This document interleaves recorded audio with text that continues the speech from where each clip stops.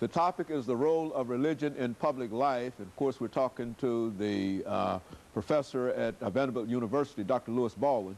And of course, Dr. Baldwin, let me sort of pick up where we left off the last time. You were talking about the so-called mega churches, and you were making some distinctions between. Go on. The mega church phenomenon, as I indicated, is a very recent phenomenon, and they're very interested in putting religion to the service of public policy matters, and of course emphasizing the importance of religion in the public arena. I think we need to make some distinctions between the way Dr. King related religious convictions to public life and public policy matters, and the way mega churches are doing the same thing today. Dr. King, interestingly enough, respected the boundaries that separate church and state. And I think we don't see a lot of that today with many of the mega churches and many on the religious right. I think there's a tendency to transcend those boundaries, not to transcend those boundaries, or to, they're not so clearly marked. The divisions are not so clear when you look at the religious right and the mega church phenomenon. But Dr. King was very clear in the sense that he always respected our tradition of the separation of church and state. The other difference, I think, is that Dr. King brought a prophetic dimension to his public expressions of faith. That is, he critiqued our values, he critiqued our institutions, our practices, he critiqued the racism in society, the economic injustice, the exploitation of the poor, the violence. But we don't see that prophetic dimension today with the mega churches. Mega churches, as I indicated, almost the opposite, really. Exactly. In the comments we made before we went on the air, I indicated that mega churches are concerned about prosperity and praise. You know, God wants you to have this. Jesus came that we might have life and have it more abundantly. So you have a gospel of prosperity, positivism, but not a prophetic social gospel.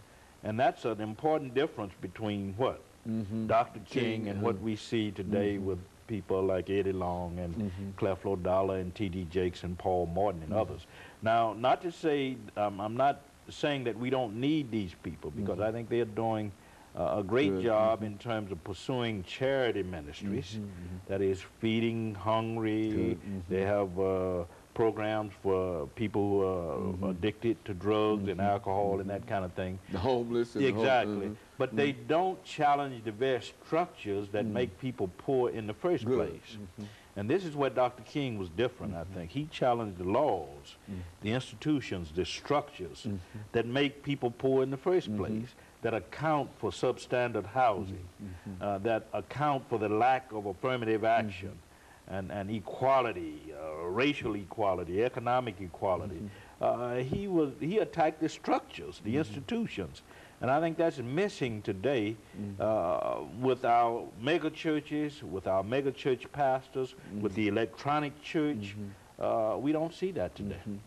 Well, now, Dr. Baldwin, what would you suggest that could sort of realign these various thoughts in reference to more social responsibility toward the gospel or toward for the church? Yeah, I think we need to go back to what Dr. King once called a holistic gospel. Dr. King often said that the gospel deals with the whole person. It deals with the personal. It deals with the soul. Certainly we speak in terms of personal salvation, getting people saved, saving the soul, getting them converted, reborn. That's one dimension of it. But Dr. King also said that religion must deal with the social, the political, and the economic. That in other words, we should embrace a social gospel.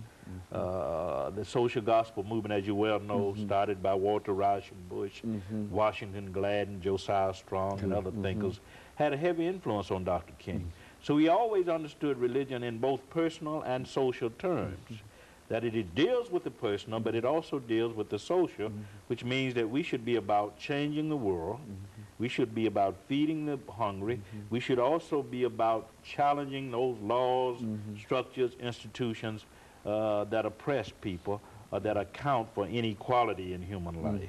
Dr. Baldwin, you know, since you're associated with one of the great divinity schools at Vanderbilt University, et cetera, let's look at some of the things that are being done in various divinity schools, not only at your institution, but across the nation in terms of the kind of information that you receive and et cetera. Do you find that there's much effort